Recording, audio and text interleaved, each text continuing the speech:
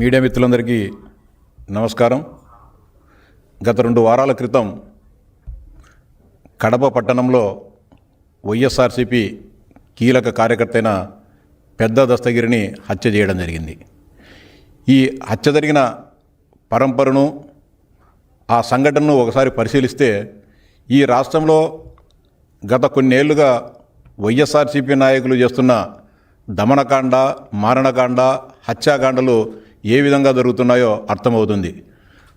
2019 ఎన్నికల కంటే ముందు జగన్మోహన్ రెడ్డి తన బాబాయ్ వివేకానంద రెడ్డి హత్యను ఏ విధంగా అనేక రకాలైన ముందుగా గుండెపోటు అని చెప్పి తర్వాత గొడ్డెపోటుగా మార్చారో, సేమ్ అదే విధమైన సంఘటనను కళ్ళకు అద్దే విధంగా పెద్ద దస్తగిరి హత్యను కూడా మాఫీ చేయాలనే ప్రయత్నం జరిగింది.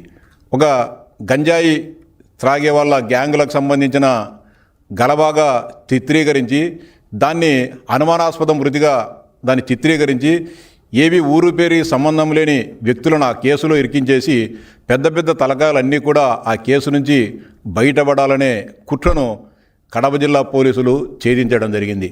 ముఖ్యంగా ఈ పెద్ద దస్తగిరి కమలాపురం మాజీ శాసనసభ్యులు జగన్మోహన్ రెడ్డి గారి మేనమామైన రవీంద్రనాథ్ రెడ్డి గారికి ముఖ్య అనుచరుడు.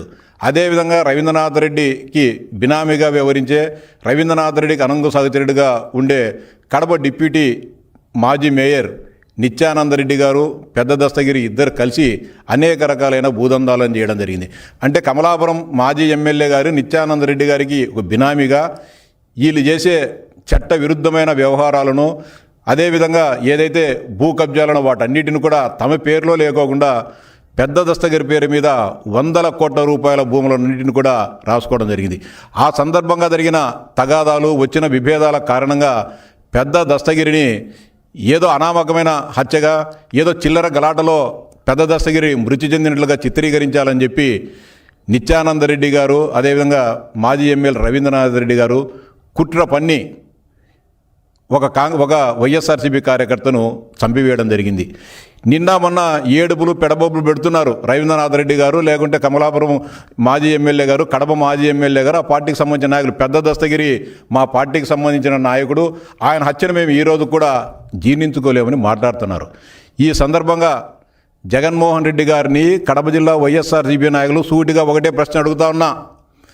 ఎక్కడో మీకు సంబంధం లేని వ్యక్తి ఎక్కడైనా చనిపోతే చీమల దండుగా వాలిపోయే జగన్మోహన్ రెడ్డి మీరంతా కూడా పెద్ద దస్తగిరిని హత్య చేస్తే, మీ ముఖ్యమైన కార్యకర్తను హత్య చేస్తే మీరెందుకు పరామర్శించలేదు? గత 3 రోజులుగా జగన్మోహన్ రెడ్డి గారు జిల్లాలోనే పులివెందుల నియోజకవర్గంలో ఉన్నారు, పులివెందుల పట్టణంలో ఉన్నారు.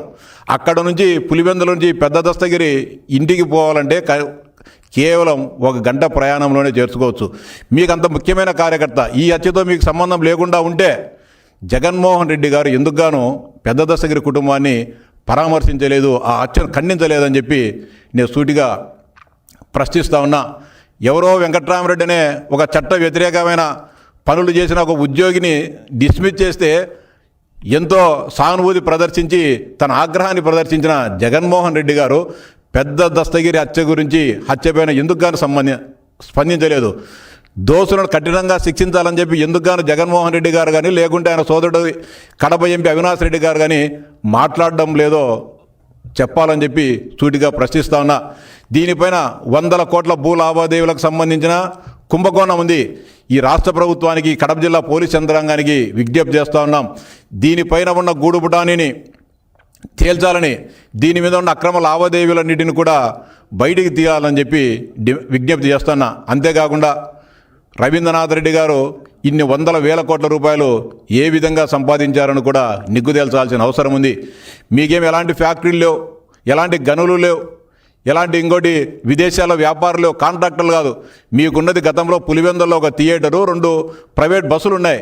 దీనితోనే ఇన్ని 1,000 కోట్ల సామ్రాజ్యాన్ని మీరు ఎలా నిర్మించారో ఒకసారి రవీంద్రనాథ్ రెడ్డి గారు కానీ చెప్పాలా. కడప జిల్లా ప్రజలందరికీ తెలుసు, పులివెందుల నియోజకవర్గ ప్రజలందరికీ తెలుసు. నేను రవీంద్రనాథ్ రెడ్డి గారి కుటుంబం పేద కుటుంబం అని చెప్పలే, బాగా ఉన్న కుటుంబమే. బాగా ఉన్న కుటుంబం 1,000 కోట్ల రూపాయలు సంపాదించేటంత ఆదాయాలు, వ్యాపారాలు, సంస్థలు లేవనే విషయం పులివెందుల కడప జిల్లా ప్రజలందరికీ కూడా తెలుసు. రవీంద్రనాథ్ రెడ్డి గారు సంపాదించిన 1,000 కోట్ల సామ్రాజ్యం ఏ విధంగా వచ్చిందో ప్రభుత్వం కూడా నిగ్గు తేల్చాలని చెప్పి కూడా ప్రభుత్వానికి సవినయంగా విజ్ఞప్తి చేస్తూ ఉన్నా. కడప జిల్లా ప్రజలు కూడా అర్థం చేసుకోవాల్సిన అవసరం ఉంది. ఏ విధంగా ఇల్లు ఇక్కడ పెద్ద దస్తగిరి హత్య, అంతకుముందు పులివెందులలో దస్తగిరి అనే వ్యక్తితోనే గొడ్డలి కదిరికిపోయి గొడ్డలి తీసుకొని వచ్చి బాబాయ్ హత్య. అంటే దస్తగిరి అనే పేరు గల వాళ్లకు వైఎస్ కుటుంబానికి అవినాభావ సంబంధం కనబడతా ఉంది. వీటన్నిటిని కూడా అదేవిధంగా గతంలో 2014-19 మధ్య కూడా అనేక మంది తెలుగుదేశం పార్టీ కార్యకర్తలను హత్య చేయించారు. వాటన్నిటిని కూడా అంటే ఎవరి మీదనో నెట్టాలని చెప్పి హత్యలు చేయడము, అంటే తమ మీదికి రాకోకుండా ఇతరుల మీదగా నెట్టేసి తమ కక్షలను లేకుంటే తమ ప్రయోజనాలను కూడా కాపాడుకోవాలనే ఒక కుట్రను, వాళ్ళ పద్ధతిని ఈ రాష్ట్ర ప్రజలు గుర్తించాలా, గమనించాలని చెప్పి విజ్ఞప్తి చేస్తూ ఉన్నా. ఇక అలాగే రాయలసీమ ప్రాంతంలో ఉండే వైఎస్ఆర్సీపీ నాయకులు, ఆ పార్టీ ముసుగులో ఉన్న కుహానా మేధావులు గత కొంతకాలంగా రాయలసీమ ప్రాంతానికి అన్యాయం జరుగుతోంది.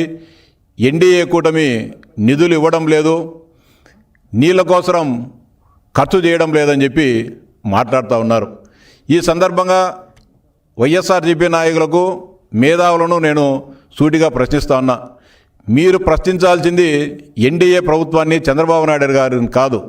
2019-24 మధ్య కాలంలో రాయలసీమ ప్రాంతానికి చేసిన అన్యాయాన్ని ఎందుకు కానీ మీరు న్యాయం చేయలేదని చెప్పి జగన్మోహన్ రెడ్డి గారిని ప్రశ్నించాలని చెప్పి నేను మీ అందరికీ కూడా డిమాండ్ చేస్తూ ఉన్నా.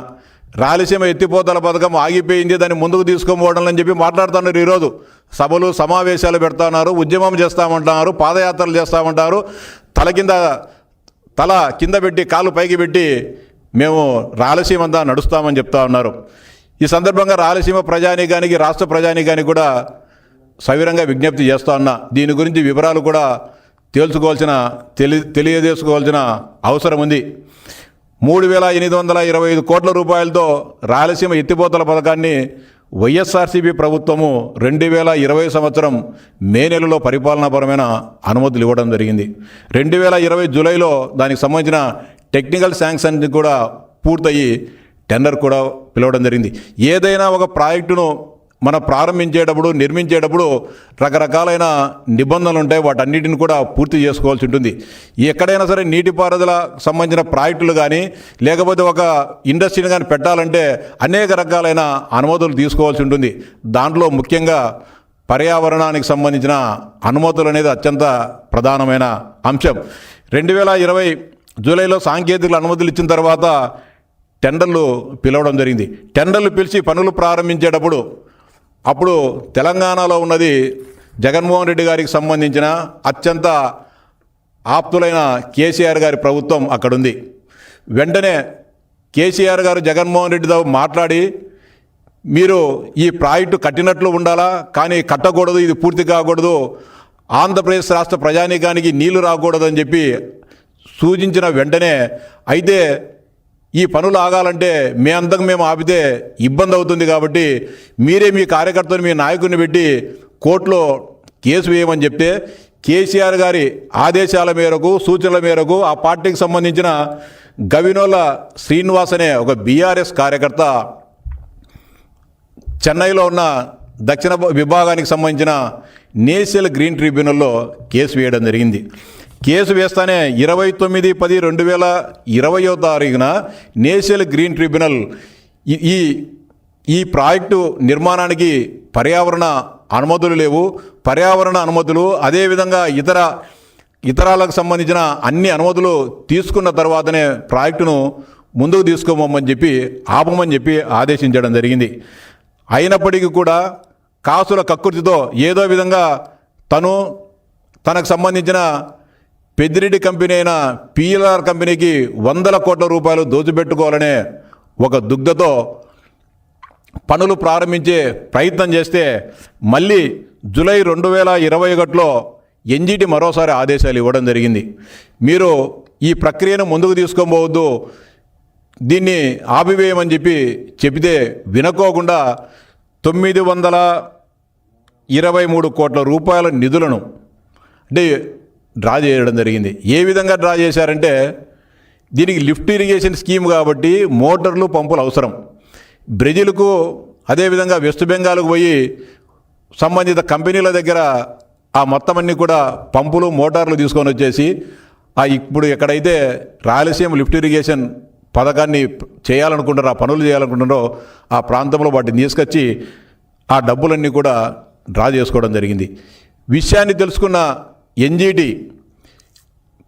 ఎన్జీటీకి అనేక రకాలైన తెలంగాణ ప్రాంతం నుంచి ఫిర్యాదులు రావడంతో మళ్ళీ ఒక త్రిసభ్య కమిటీని అక్కడ నియమించి వెళ్ళి పనులను పరిశీలించమని చెప్పి ఆదేశించడం జరిగింది.